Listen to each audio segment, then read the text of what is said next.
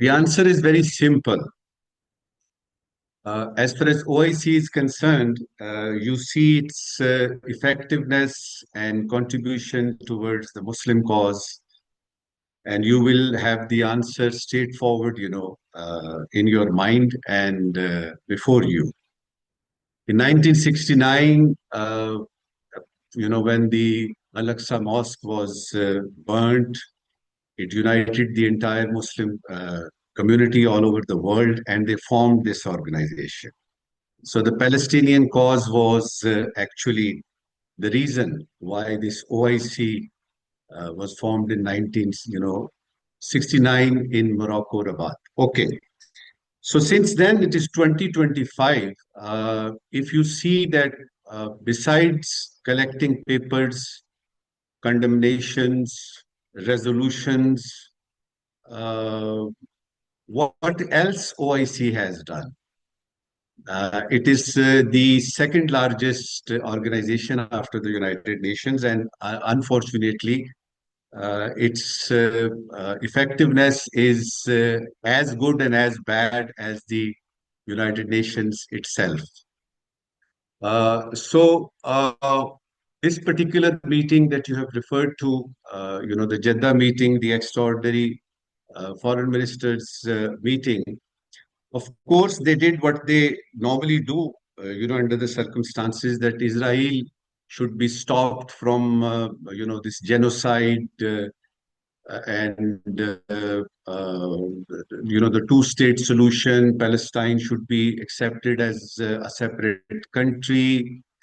The food and humanitarian assistance should reach the hapless Palestinians. So it is a usual, photo op thing, as I could see, and I have been seeing it, watching it for a long time now. Now, the first question is, what can OIC do actually in real terms? I don't think OIC can do anything in real terms, not even making sure that food and shelter or medicines reach the needy Palestinians. They can't even do that. What are they doing? They are just lip servicing, and there is the real politic reason. As we have seen, for instance, when Russia invaded Ukraine, the whole of Europe said that, oh, this is not good, and we are going to do this ABCD, and we will block Russia. There will be sanctions, and United States and NATO and etc. What have they done? What have they done so far, except for selling their arms and paper chase?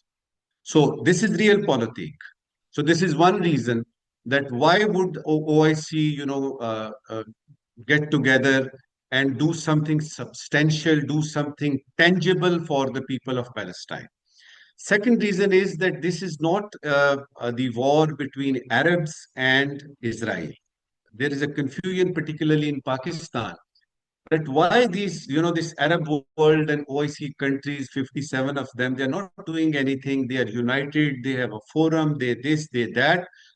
The reason is that it is not an Arab war. This is a war between Hamas and Israel. Third factor is that OIC itself is not united. For instance, OIC, Iran and Saudi, they are poles apart. They have so many differences. And when they sit together, I'm afraid if they greet each other, it is, then they are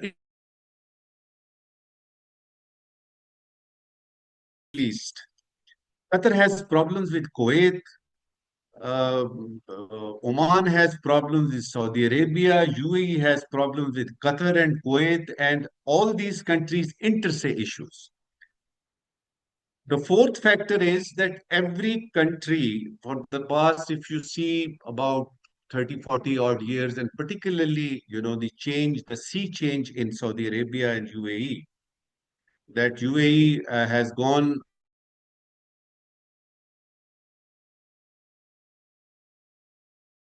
own independent foreign policies. They have their own independent policies, foreign policies, and they are following that. They are pursuing their own objectives. Now, the objective of being a Muslim or being Islamic has been reduced only to meetings such as this one that we are talking about. Islamophobia, yes, they are together.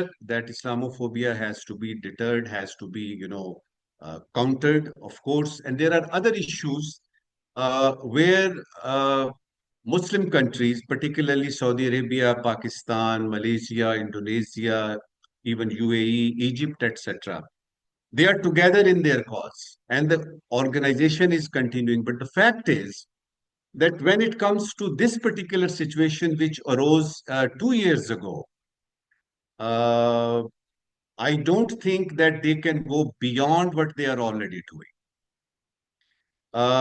It would be too far-fetched and too much of an asking to imagine that Saudi Arabia, led by Saudi Arabia, all the Muslim countries are united, and there is a retelecast of 1967 or Ramadan war, and they are against Israel.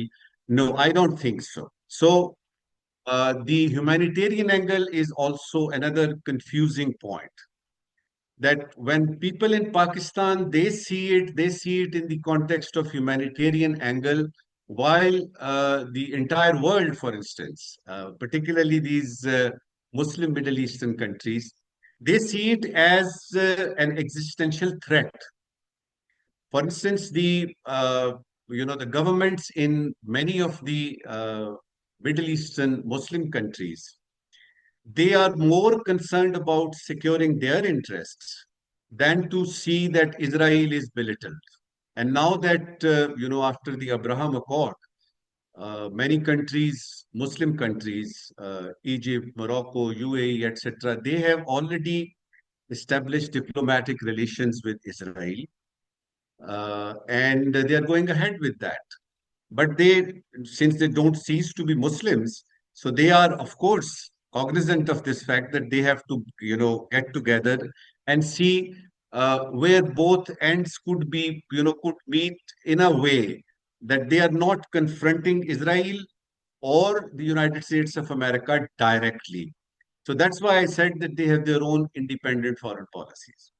But there are certain questions, other questions also regarding this particular present rigmarole, which every Muslim finds himself in right now. To begin with, the first question which one wonders is that in October 2023, according to Israel media and the Middle Eastern, websites, they said that there were 5,000 missiles fired by Hamas uh, at Israel. It's been 2 years. Next month in October, it will be 2 years.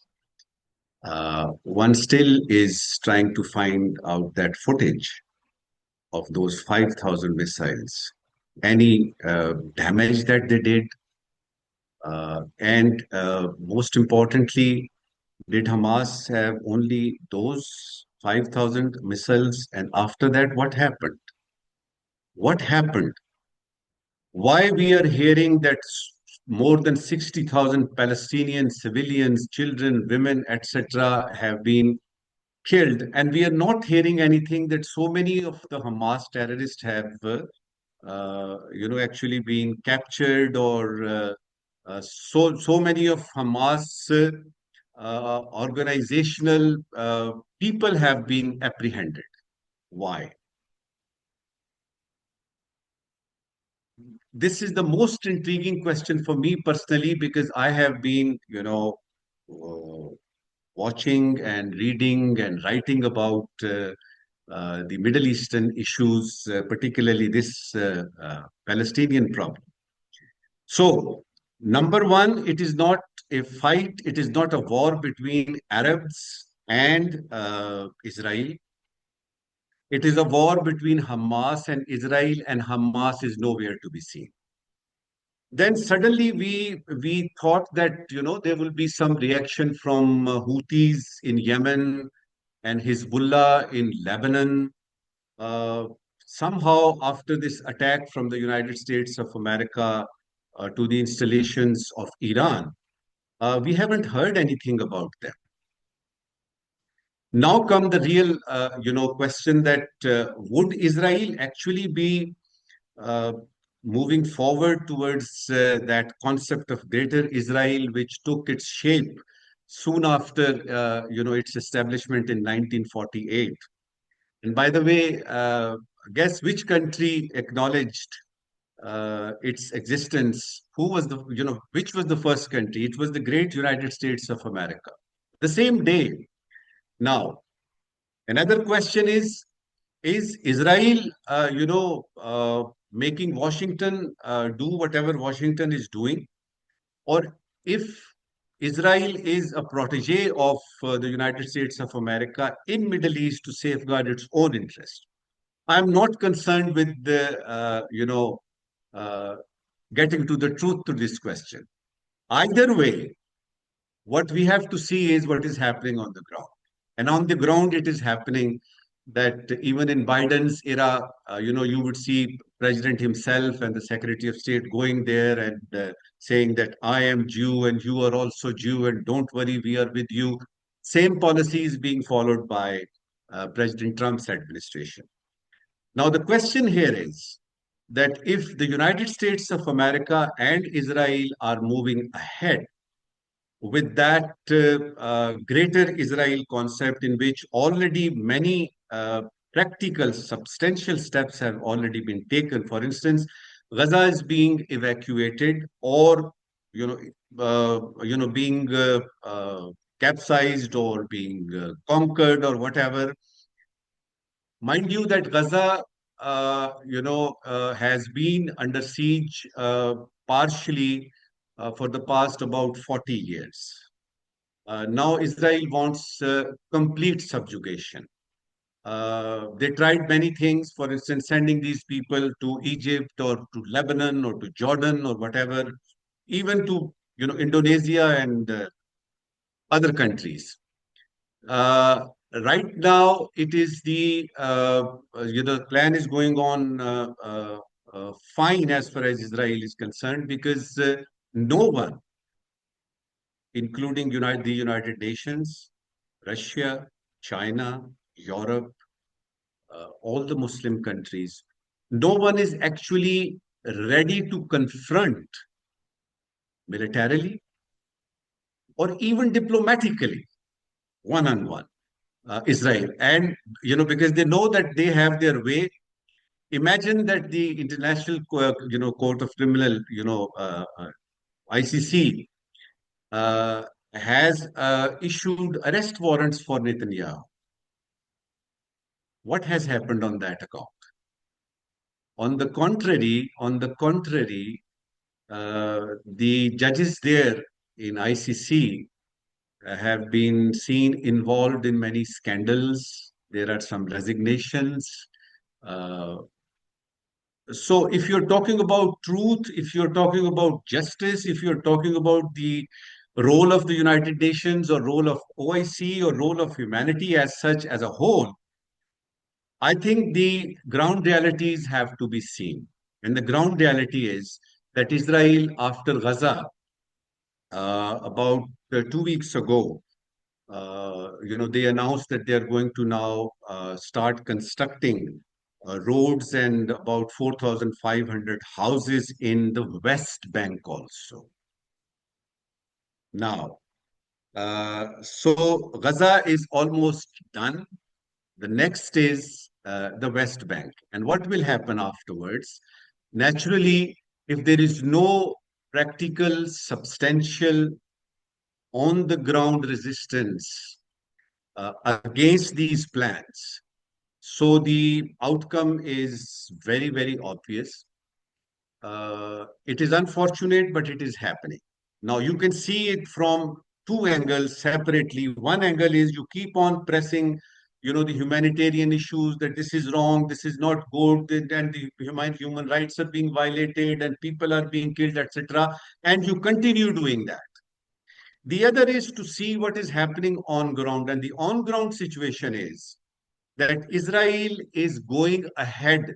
Previously, before 2023 October, the aims were there, but they were not so obvious. It was there. You would hear every now and then that they have started bombing, uh, the Gaza Strip, because there are terrorists and there are hostages and this and that and all that. This time around, after 2023 October, things are so obvious that even a BA student of political science can, tell you what is actually happening and what is going to happen. Absolutely none. As far as the United States of America is concerned, it is unequivocally and completely with Israel. They are absolutely on board, and they're thinking, feeling about yesterday I was reading a statement coming from Israel, and they said that the deal is on the table. That means that Gaza is on the table, and let's get it. And I'm still wondering that if there was justice in this world, if there was human rights, actually, the great Declaration of Human Rights by the United Nations, what are they doing? And let alone, OIC, which has never been. Imagine that in 1969 it was formed for the cause of Palestine. Imagine that more than 50 years have passed and they haven't done anything substantial. Now, I might be sounding very pessimistic. So let me just, bring some smile on your face by saying that all is not bad, all is not gone. Why I'm saying that? A, that there are still 28 countries in this world which don't recognize Israel as a state. 28, including Pakistan, Indonesia, Malaysia. And you will be surprised that there are some non-Muslim countries also which don't recognize Israel. For instance, North Korea, Cuba. And then there are countries like Brazil, and almost the entire South America, Latin American region. They have one of the fundamentals of their foreign policy is that there must be a two-state solution, and we recognize Israel, but that doesn't mean that we don't, we should not have Palestine. This is one. Second thing is that next month, around the last week of September, you can say, we are going to have a UNGA session, the yearly annual session, and very strong countries like France, for instance, they have announced that they are going to recognize Palestine as uh, an independent state. Now, this is a cause of worry for the United States. This is a cause of worry for Israel, that if the allies also have started, and you know that Spain and Ireland and other, European countries have already officially recognized uh, Palestine as a separate independent state. So these two factors combined, I am hopeful that on one side, if Israel and the United States of America, they are moving ahead towards some kind of a plan of making, this entire region, the entire area, including Gaza and West Bank and Rafah and all that, for the utilization of any government in Tel Aviv. On the other side, the whole world is awake, although they are not materially, militarily supporting Palestine or the hapless Palestinians. The move is also very strong on the other side also to recognize, to make sure that Palestine exists as an independent state. Now, this is the crossroads that we find ourselves right now. So what I see in future is that this tussle, this diplomatic row is going to go on, and it is not going to end. Let's say tomorrow, if you hear that Gaza has been subjugated completely, and now it is West Bank, even if Israel occupy the entire region of the Palestine as such, Palestine is an idea. You can't kill ideas. And this is one thing which Israel and the United States of America are actually struggling against. They can kill people. You can kill people, but you cannot kill the idea. And that idea has very strong roots, particularly in the Muslim world and generally all over the world. That Palestine is an idea. You cannot kill an idea. It's very, very simple. So, history, if you are a student of history, you would know that of course, you can bring a horse to the stream, but you cannot make it drink. Now, the question here is that how far the world at large, how far the Muslim world as such, and how far the OIC member 57 countries can keep on going like this and don't do anything substantial as a group.